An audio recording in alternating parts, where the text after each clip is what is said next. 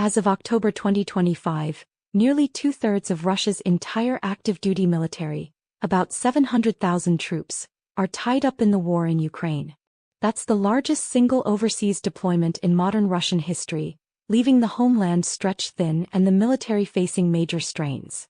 According to the Military Balance 2025, Russia's total active-duty force now numbers around 1.13 million personnel. That includes roughly 550,000 in ground forces, 170,000 in the aerospace forces, and 119,000 in the Navy. This growth follows years of mobilization and recruitment campaigns that began after the 2022 invasion of Ukraine. Ukraine's military intelligence and Western defense assessments estimate that around 680,000 to 700,000 Russian troops are currently operating in or around Ukraine, including those in Belarus and staging zones just across the border. That means about 62% of Russia's total active-duty force is committed to the Ukrainian front. If paramilitary units like Rosgvardia and Wagner remnants are included, the share may climb even higher, close to two-thirds of Russia's fighting manpower. Outside Ukraine, Russia maintains only modest deployments. The largest is in Belarus, where tens of thousands of troops rotate through for joint operations and exercises like Zapad 2025. Smaller contingents operate in Armenia, Tajikistan, Abkhazia, and South Ossetia, totaling fewer than 25,000 troops abroad. In short, over 95% of Russia's deployed combat forces are now focused on the Ukraine war. Back home, roughly 350,000 to 400,000 troops defend the Russian Federation itself. That includes air defense, strategic missile forces, border guards, and training units. Key components include strategic rocket forces, 50,000 personnel operating Russia's nuclear deterrent. Aerospace and air defense units, about 120,000 troops around Moscow, Kaliningrad, and the Far East. Internal and border security, up to 100,000 under the FSB and Rosgvardia. Operational reserves, about 130,000 troops in training or rotation.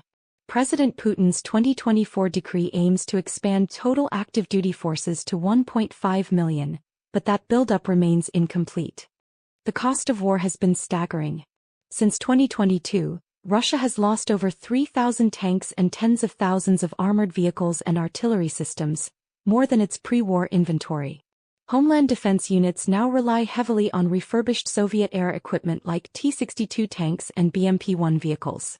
While factories are running at wartime capacity, producing roughly 1,500 tanks and 3,000 armored vehicles annually, sanctions and shortages limit quality and quantity.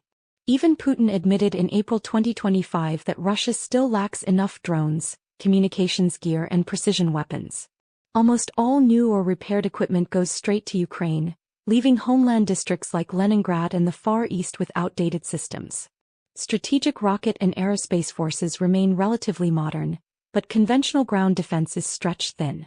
Analysts say Russia could repel minor incursions but would struggle to withstand a large-scale NATO assault without withdrawing forces from Ukraine. At home, discontent is rising. Independent polls show more than 60% of Russians now favor peace talks, while support for continuing the war has dropped below 35%. Inflation, rationing, and fear of conscription have eroded public trust. Inside the Kremlin, elite frustration is growing. Oligarchs and senior officials privately describe Putin's prolonged war as economically disastrous. Even Communist Party leader Gennady Zyuganov has begun criticizing the government, something unimaginable just a few years ago. Local officials in Moscow and St. Petersburg have even called for Putin's resignation, though these moves are quickly suppressed. Despite cracks in loyalty, Putin's control remains firm. His intelligence agencies, security forces, and propaganda networks keep opposition in check. There's no organized successor class and no visible military split. Experts believe a change in leadership is unlikely in the short term. But if battlefield losses mount and the economy worsens, Putin's hold on power could weaken within the next 2 to 3 years. As of late 2025, Russia's war machine remains formidable but fragile. Two-thirds of its troops are locked in Ukraine. Its homeland defenses are aging and public patience is wearing thin. Whether Moscow can sustain this balance, war abroad and control at home, may define Russia's future far beyond the battlefield.